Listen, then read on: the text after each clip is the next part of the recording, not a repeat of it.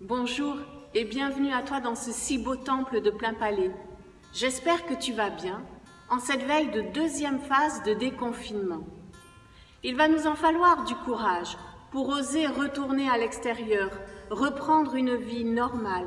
Et il va aussi nous falloir du courage pour oser reprendre nos liens avec l'extérieur, avec les autres, avec notre prochain, d'une autre manière, en ayant toujours en conscience ce souci qu'il est potentiellement vulnérable, fragile, et que nous devons sans cesse respecter les gestes barrières, la distanciation sociale. Et c'est pas si simple que ça, car nous avons envie de repas en famille, de repas entre amis, d'apéros, de sorties, de cinéma, de théâtre. Pas si simple. Oui, pas si simple, car il faut vraiment avoir cette conscience que l'autre est en danger et que nous pouvons le mettre en danger comme nous-mêmes si nous ne respectons pas ce qu'il nous est demandé. Oui, il va falloir du courage pour oser affronter autrement le rapport à l'autre comme le rapport à notre monde. Il en a fallu du courage pour Josué, qui est un personnage de l'Ancien Testament que nous trouvons dans le livre de Josué. La Bible qui est derrière moi est justement ouverte au chapitre 1 de ce livre, les versets 1 à 11, que je t'encourage vivement de lire. Par 3 fois dans ces versets, Dieu dit à Josué « Prends courage, tiens bon ». Et par 3 fois il répète « Je serai et je suis avec toi, je ne t'abandonnerai pas ». Ainsi, ce qui permet à Josué d'amener le peuple qui vivait depuis 40 ans dans le désert suite à sa sortie d'Égypte avec Moïse venant de décéder, eh bien ce qui permet d'avoir ce courage à Josué de guider ce peuple et de passer enfin du désert vers la terre promise dans le pays de Canaan, eh bien c'est le courage que Dieu lui donne.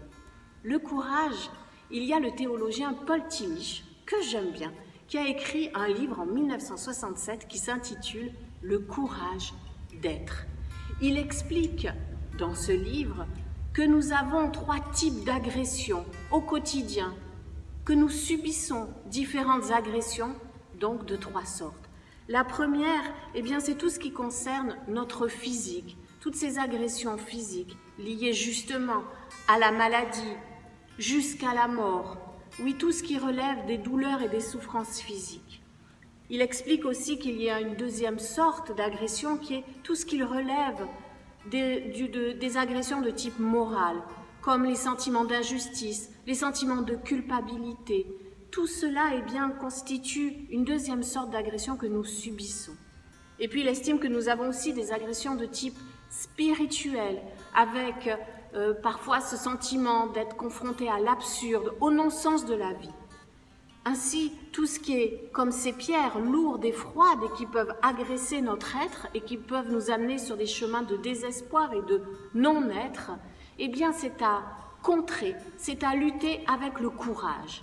Et il explique que le courage, si nous pouvons bien entendu en recevoir par le soutien de nos familles, de nos amis, dans notre cadre professionnel, si nous pouvons aussi le vivre à partir de nos capacités propres, grâce à notre éducation, grâce à notre nature, si je peux me permettre, eh bien il y a aussi un courage d'être profondément ontologique qui nous vient de Dieu.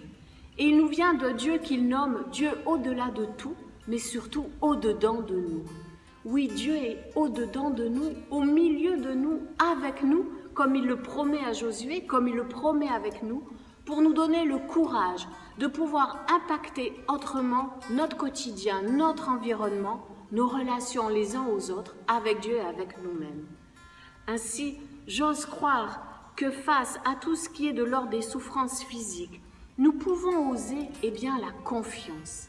La confiance, tu sais, c'est un mot qui est dérivé du mot foi. Ça signifie avoir foi avec. La confiance, c'est ce qui permet de rompre ce sentiment que notre finitude est là et que les souffrances physiques eh bien, sont là, mais qu'elles n'ont pas le dernier mot. Nous pouvons donc essayer d'entrer dans ce rapport de confiance pour prendre en charge le corps, pour prendre en charge le bien-être de notre corps et du corps de l'autre dans ces temps de pandémie, en respectant tout ce qui nous est demandé. Et puis, pour vaincre tout ce qui est de ces souffrances, de ces agressions morales, sentiment d'injustice, culpabilité, manque d'amour, eh bien, il y a l'espérance. L'espérance qui ouvre au pardon, qui ouvre des horizons du possible, qui contre le désespoir et qui nous dit au travers de Dieu, n'abandonne pas, je suis là avec toi. Tu peux impacter ton environnement, tu peux vraiment faire la différence. Et je ne sais pas si vous voyez, mais on sent cette envie de tellement de gens de vivre autrement. Il y a par exemple 12 points qui sont sur les réseaux sociaux, avec comme proposition par exemple de moins manger de viande ou de prendre l'avion qu'une fois par an, ou de faire son potager chez soi, ou encore l'appel du 4 mai. Oui, nous avons des ressources ensemble pour contrer le désespoir et ouvrir des champs d'espérance, des champs du possible.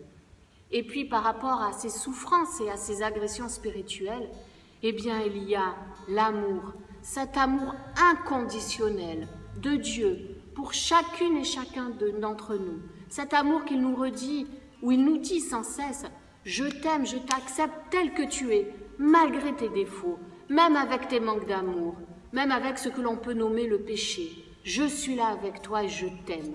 Eh bien, cette confiance, cette foi, cette espérance et cet amour, nous le retrouvons bien entendu dans ce symbole de la croix de Camargue.